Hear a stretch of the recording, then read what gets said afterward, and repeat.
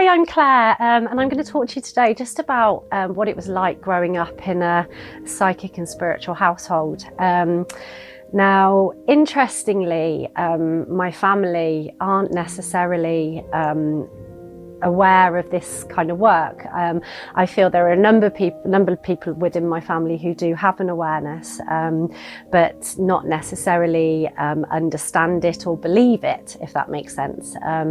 But my mum was different. My mum has always had awareness of spirit. She's always had a very strong gift. And my mum now is in spirit.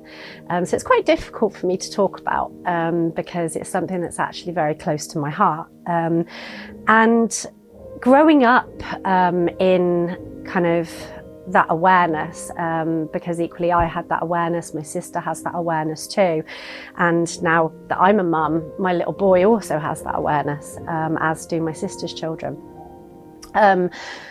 But life was quite tough for mum. And I feel that a lot of that was because of things she went through in her life, that she knew the answers to. She knew what the actual truth of the situations were, but she was unable to find an outlet for that. She was unable to verbalize that truth. She was unable to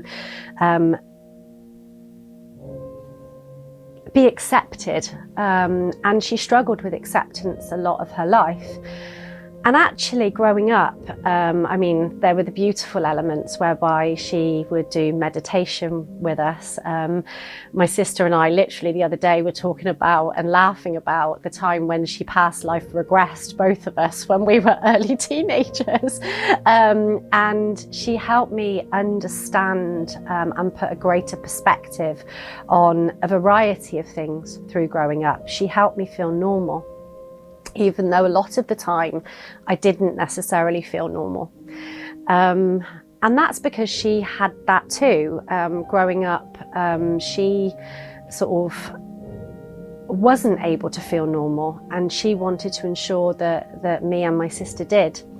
But there were times when that would kind of backfire a little bit, and actually there were some challenging times, especially through teenage years, whereby Mum was going through a really, really hard time, and in some ways we blamed the spiritual work for those hard times, which now I deeply regret, because now I'm sat here and I'm doing this work, and it actually makes me feel quite emotional to think that at times we argued about this work. But really from around the age of kind of 17, I really started to embrace it. And actually my mum very much became my guiding force throughout my early adult and into adult life. And actually when I started to develop this work myself and develop my gift, she knew that she had to step back slightly, and she was very much my guiding presence to help me understand the guidance that I was bringing through for myself. I very much remember through my teenage years when I still had the fear there, and I still knew spirit were there, and I used to sit there and go, leave me alone, leave me alone, leave me alone. And there was one specific time when actually I had gone through a relationship breakdown and I'd moved back home, and as always happens, and I remember being led in bed, and I was absolutely terrified because I felt a presence literally here in my face, and I couldn't move, and I rang down to Mum and I was like, Mum, you need to come and tell them to go away. And she did. She was straight up the stairs. She was changing the energy in the room, shifting the energy in the room. So actually when I look back, my mum was my guide, my protector. Now that she's in spirit, and I always remember when she was diagnosed with throat cancer, the first thing she said to me was, Claire, you're the only person that's going to understand this. But I always knew that if I was going to get cancer, it would be in my throat, because I've not been able to speak the truth of who I am my whole life. And she said, I know you'll understand that. And I did understand that. I did understand that. But the times when she was still here. And this is what I miss the most, because every time I've been through something challenging in my life since I've developed my own spiritual awareness, I mean, gosh, if anyone read our text message conversations, it would just be, it's just laughable really, because they think we're absolutely nuts. Talking about malachite bubbles and imagining people as a panda, but for different energy perspectives. But it was the biggest blessing.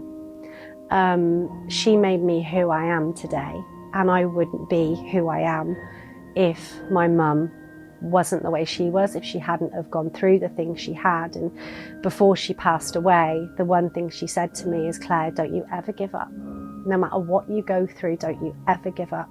Don't you ever give up sharing your truth. Don't you ever give up sharing your gift. Use your voice.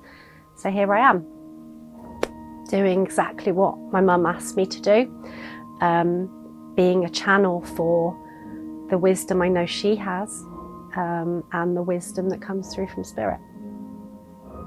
So what I ask of you all is, if you have somebody within your family who does have this awareness, who does have this sensitivity, please nourish it. My little boy, who is nearly 3 next week, he sees spirit so beautifully, so vividly. I remember he came running in from the kitchen at my mum and dad's house, and said, Gamma in the kitchen, Gamma in the kitchen. And he ran back out and said, hello, Gamma.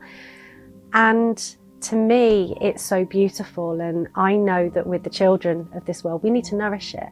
We need to nourish that gift, because actually if we can nourish it and if we can encourage the gifts of others, this awareness in others, it will encourage everybody to speak their truth. And if we do speak our truth, if we do embrace awareness, the world can only be a better place filled with love.